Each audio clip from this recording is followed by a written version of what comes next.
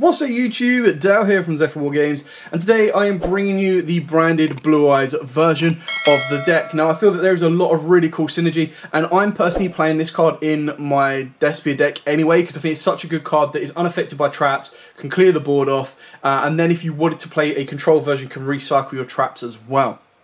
So, what I'm going to do is I'm going to take you through, like I did exactly with the Dark Magician build, I'll take you through the Blue Eyes cards, then the Despia or branded cards, and then I'll explain the synergy between the two as we go. With all of that out of the way, please smash that like button, hit that notification bell, and subscribe so you don't miss out on any more upcoming content. You can, of course, very easily adapt this deck into including Blue Eyes Chaos Max, as it just gives you an additional boss monster to the board. But overall, the whole plan of this is to be able to at least fusion summon twice and try and get a Blue Eyes alternative or a Chaos Dragon on the board that will then ultimately lead you to game. So we are running triple Blue Eyes White Dragon. Of all the Legacy decks, I think this is one of the ones that you do want to be playing free of, for the pure fact that you have cards that let you special summon him, you have cards that let you revive him from the graveyard, and it does actually have a lot more involvement for an aggressive push than something like Dark Magician, which is more control based. We've then got triple Dictator of D. Now I've seen people say, like, play this at 2, play this at 1. The reason that I'm playing this at 3 is for the pure fact that it's a free special summon. So if you are, for example, 1200 or less life points off the game, he is a free summon. Off the back of that as well, he does give you the ability to discard a Blue Eyes White Dragon or a card that mentions it to target a Blue Eyes in the graveyard and special summon him. Now the reason that is important is it does let you discard himself, of course, if you have a second copy, but it does need to specifically mention Blue Eyes White Dragon. So you can discard spare Bingo Machine Goes, and you can discard spare Ultimate Fusions. So it basically just allows you to get rid of a card that is in theory just going to be discard fodder and basically turn it into a Blue Eyes White Dragon again, giving that additional layer of an aggressive push. We then play 2 Sage of Visor Blues. Now again, the reason that this is pretty cool is you don't really want to normal summon it. Your normal summon of the deck wants to be Aluba, the Jester of Despia, and if you summon it off of branded opening, that's fine. You then still want to get additional effects, or you want to be going for other normal summons that are probably going to be a little bit more helpful than Sage, because the best thing about Sage is it lets you turn an Aluba, or it lets you turn a Dictator in D into a Blue Eyes White Dragon. So again, it gives you that aggression push. Once you've brought your fusion monsters on the board, you've shuffled your materials back into the deck, you're good to go again. We've then got one of each of the stones. Now, ideally, you probably don't really need to worry about the White Stone of Ancients. The one that is more important is the White Stone of Legend, for the pure fact that if it is sent to the graveyard in general, you add a Blue Eyes White Dragon. So this basically allows you to regain some hand resource. So it's a free discard off of the branded opening. It's also a free discard off of Super Poly. Spoiler, we are main decking that. Shocker. So again, it allows you to regain your resource. And that can be very, very helpful, because getting to Blue Eyes, again, like I said, whether you're going to be discarding it, whether you're going to be actually hard fusing with it, it does give you that ability to get to your boss monsters. Like I said about the White Stone, the only real thing that you're going to be using is this, is less so its graveyard effect, but more so to recycle a Blue Eyes monster. Again, just to try and get back your resource and continue to make your plays from there. So this is why we've only got 1-on-1 and nothing more. We've then got the one Blue Eyes alternative. Arguably, you could play more in this one, and if you were to play more, I would probably tag it out for the Chaos Dragon Levianeer. Because we're not playing the Abyss Dragon, we're not actually ideally aiming to summon, search this out. It's one of the ones where you need to hard draw it, or if you wanted to play trade-in, Kaijus or anything like that, you've got that space to do so. But the idea is that you get to alternative. Alternative is going to be a free monster on the board. It's going to bait out some form of interaction, because it does let you just basically pop, and let me get this exactly right, a monster your opponent controls. So if your opponent has like an Omni Negate that might stop you getting into Tyrant Dragon, or has a monster that is stronger than Tyrant Dragon that it can't deal with, alternative will get rid of it. And that's the exact same for the Chaos Dragon Levianeer as well, is that you've got your lights, your darks, you're going to special summon it. Lubellion can spin back the banished cards as well, so it is something that can be very, very helpful. And then it's going to get rid of cards that your opponent's going to have, or loops their hand if you need to. Onto the spells, Trill Melody of Awakening Dragon. Again, I did kind of wanted to try and put the Patchwork engine in, and if you do that, it will take the deck to a 40, I think it's like a 45 card deck when you put in 1 Poly, 1 Patchwork, and 2 Chains. And the reason you do that, again, is that Chains is just free discard fodder from the hand to kind of allow you to get more resource. Getting you into that poly can be very useful, especially when you're recycling your Blue Eyes cards and getting more Blue Eyes to the board. It gives you alternative routes to Tyrant Dragon. It also gives you alternate routes to Despia monsters as well. So that's definitely something I'd be looking to put in. And if I was, again, the cards I'd probably sacrifice might be the Whitestone of Ancients, possibly the Levianeer Dragon, to kind of go from there. But keeping in mind, the Melody as well is going to be there to give you your Blue Eyes alternative combo. And that's kind of ideally what you're looking for.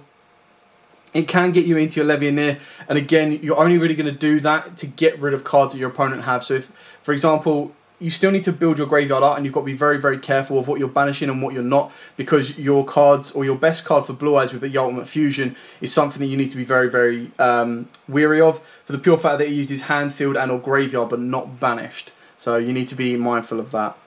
Triple Bingo Machine Go. Now, this is pretty much just pseudo-in for additional copies of your Ultimate Fusion. That's all that is doing in this deck, which is why you're maxing out on it, because you ideally want to see Ultimate Fusion in your hand. Keeping in mind you're going to be playing with 6 cards because the idea is to go second. We're not playing hand traps.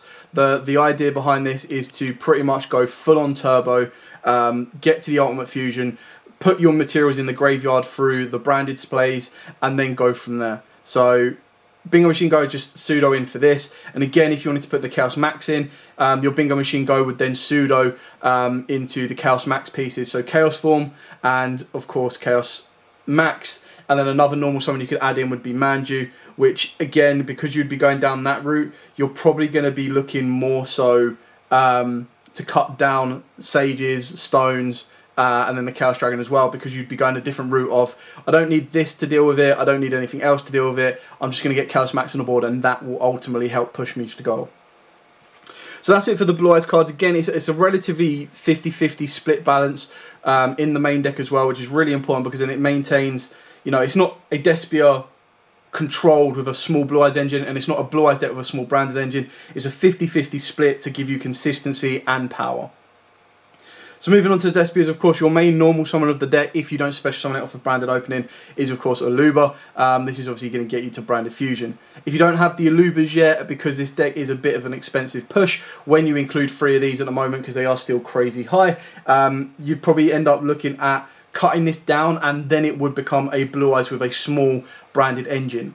Your closest alternative to this would be Kit, because Kit would be your normal summon that gets you to branded fusion. This is the ideal scenario, is this is getting you to your branded fusion. If you already have that, it's your branded in red, which is the exact same thing that Kit can do, so it would become your normal summon. So that is your budget alternative, is Kit, and then in doing so, what you'd ultimately lose or change is you'd probably cut out the rest of the Despias. I still love the Adler Byton combo, so I'd really want to try and keep this in here. So you could probably go 2 and 1, keeping in mind that you'll be discarding a lot as well, but you need to make sure you don't discard as cost, because discarding as cost will not trigger tragedy. So you'd probably consider maybe a Lore in this deck, but that would then require you to put more darks in the deck. So it's give and take. You've got to be very, very cautious of this. But if these are going to be kits, ultimately these can become your Chaos Max pieces, they can become your Kaiju pieces, it's entirely up to you. If they do become your Kaiju pieces as well, keep in mind that a normal summon of Albaz can be incredibly powerful, because a discard can then let you super poly on the board in theory, and that's really, really good, especially if you combo off with Branded Lost, because then your opponent can't really respond to it. But again, the best thing about the Blue Eyes one is it doesn't rely heavily on its normal summon, which is why you can get away with actually hard summoning a Fallen of Albaz, or hard summoning a Kit if you are on a more budget restriction than with the Alubas. The last card I play is the Light Hex Seal. Now this is obviously going to be a pseudo Blue Eyes from the deck, but the other reasons that I'm playing this is I do play Dragoon in the extra deck, just because I feel that having a 3k negate on the board can be incredibly powerful. So you can kind of balance that out for a Mirror Jade or a Dragoon. If you don't go for Dragoon, you can put in more super poly targets. You can put in a 3rd Tyrant Dragon, which could be really, really cool. But again, because we've gone with OTK, The idea is that you're only really going to need 2 should the first one get negated and stopped. Considering that the Tyrant Dragon isn't it's not a, you can only, it doesn't have an effect that's on summon or anything like that. So if the first one gets cleared, you can go into a second one. Then we've got triple super poly, so we're going second. This is the best go second card in the game right now, in my opinion. And the reason I say that is because even if you're up against Eldritch, you can still super poly with that. If you're up against Sword Soul, you can super poly their board away. And the way that that happens is it helps a little bit more with Despias, because you can just normal summon a Despia, attempt to trigger their effect. They can then chain one of their monsters to try and negate it. You can then chain super poly, which will then use your Despia plus either a light or dark on your opponent's board, and that will then lead you into your Masquerade Dragon. So it lets you dodge stuff like Imperms, Veilers, and targeted negations, plus your opponent can't respond to it. In general as well, it can give you into Starving Venom, Drax Depelio. There's few matchups where this is dead, but in those matchups, it is 100% dead. So like I was saying, in a Flunder matchup, 100% dead. It needs to, it's the easiest sideboard out you'll ever do. So it is something to keep in mind. Then, of course, we've got Triple Branded Opening. This is a card, again, you'd probably cut if you didn't have the Alubas, for the pure fact that it's nice to protect your fusion monsters. It does lock you into fusion summoning from the extra deck, which, again, in this particular build, we don't really mind. And it does send as effect rather than cost a card. So, again, I think if you're going to cut these down, this is probably where you would try to replace your access to the fusions here with access to fusions via the Patchwork engine as well. Triple Branded Fusion, this card is nuts good, absolutely love it. At this moment in time, when you think about it, it's not that much of the most broken card ever, because it's a fusion spell that will only get you, your best monster it gets you to, in theory, is like Lubellion or Albion, which can both easily be stopped. And then the best thing that they can get you to is like ideally Mirror Jade, unless you're playing this, and then it will get you to a Dragoon, but it's a Dragoon without a double burn. It's just an Omni Negate that can't be targeted. So as soon as your opponent is able to turn that system off, it's good to roll. And then the last 2 cards we've got is the one Desper Theatre, because it's like, right, well, if I've already opened up this, and I've got a route to Branded in Red, or I've got the ability to fuse already, and Branded in Red stops me attacking directly at the turn, or stops the monster I summon with it attacking directly at the turn, it can just go for this. And then by activating this, you can then fuse Blue Eyes from the hand or field to get into your Tyrant Dragon. So it gives you another route to poly. And then the final one is the one Branded in Red. Again, because we're probably going to lean on this a little bit more in overall aggression, this is something that you want to recycle, or it's something that you're going to set in the end phase off of an Albion in order to kind of get you where you need to go. So 1 is enough. You can put 2 in if you want, but again, it relies a little bit on the Despia engine. I still feel that the best thing about this is that this can be a pseudo swap out. And what I mean by that is when you pseudo swap it out for kit, you are losing consistency because you lose Branded Opening and you lose Tragedy, which in theory then counts as additional 5 copies or 5 routes to Aluba. But at the end of the day, when you're kind of balancing that up with Branded Opening at like a £10 to £15 card, and then Aluba at about $100, I've heard, it's kind of worth the sacrifice. Moving on to the extra deck, for the Blue Eyes monsters like Tyrant Dragon, I love this card. So good. So it's 3,400. If it was 36, that would be ideal, because then it is like the perfect out to a strong, beefed up Golden Lord. But the best thing about this is it's so good in the control matchup. As long as they haven't already got Skill Drain on board, it becomes unaffected by trap effects, so it can still attack all opponents' monsters once each. Then I believe it needs to battle.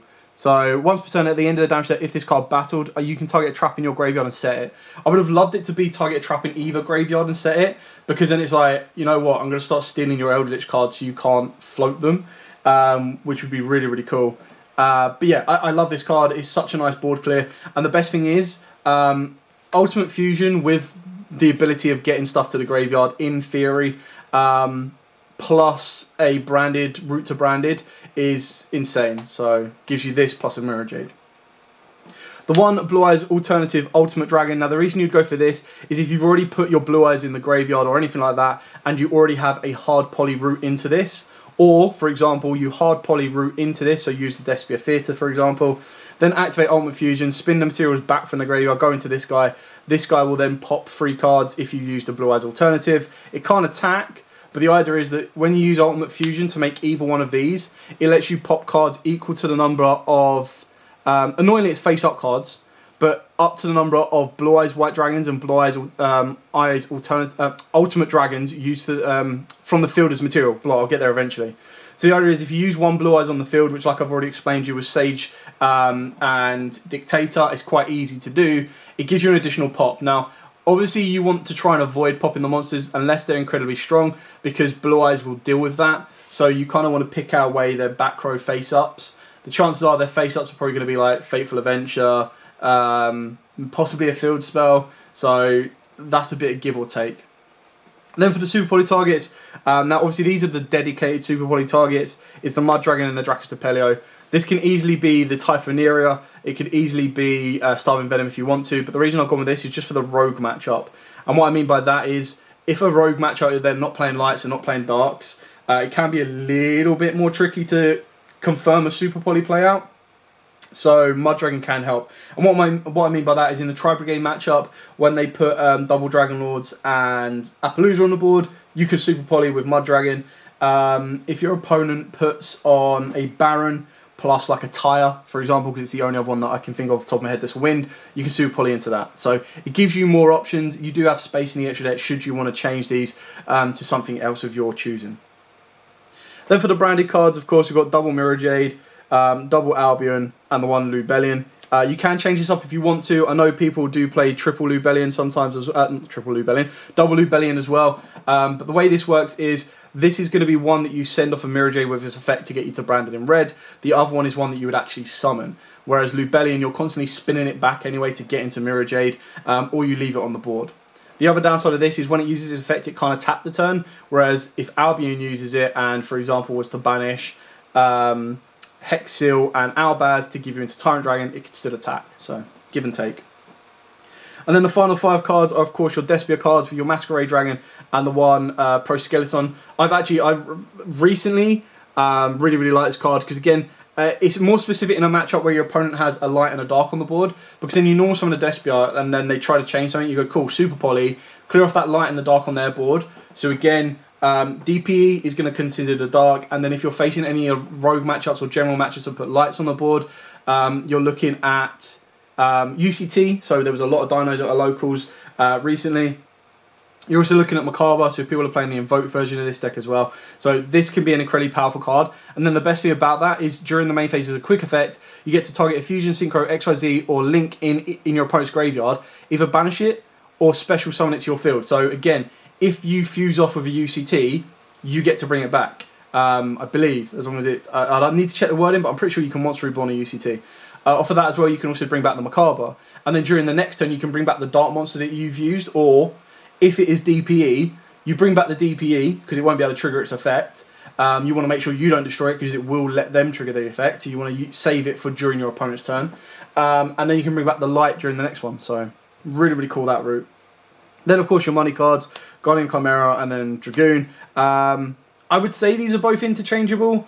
And I think the Guardian Chimera is less so, because you can just hard poly it. So like rather than going to your Blue Eyes alternative, you can poly into Chimera. Chimera is going to pop and draw, which again can help get you into your Tyrant Dragons, can help get you into the cards you need in order to continue your board of a Mirror Jade, Blue Eyes, and so on and so forth. Keep in mind as well, if you poly with an Adler Byton, and let's say you went activate Mirror Jade, so you're going aggressive, right? So you're going second. Activate Mirror Jade, send the Albion, right? And banish a monster on the field.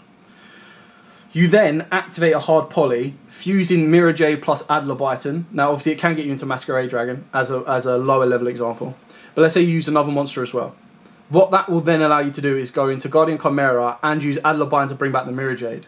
What that does is that then lets Mirror Jade use its effect again, and Guardian Chimera can pop the back row, and then you'll draw cards as well. So it lets you recycle the Mirror Jade effect, which is what I think is absolutely nuts. And kind of go from there. And then Dragoon is just like a boss monster flex. There's no, this card must be played, it's the most broken card in the world.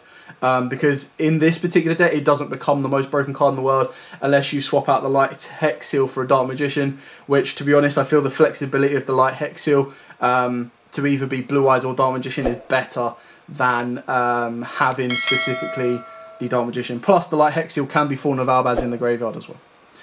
Anyway, That is it for the profile. I hope this is kind of giving you a couple of ideas for your own build.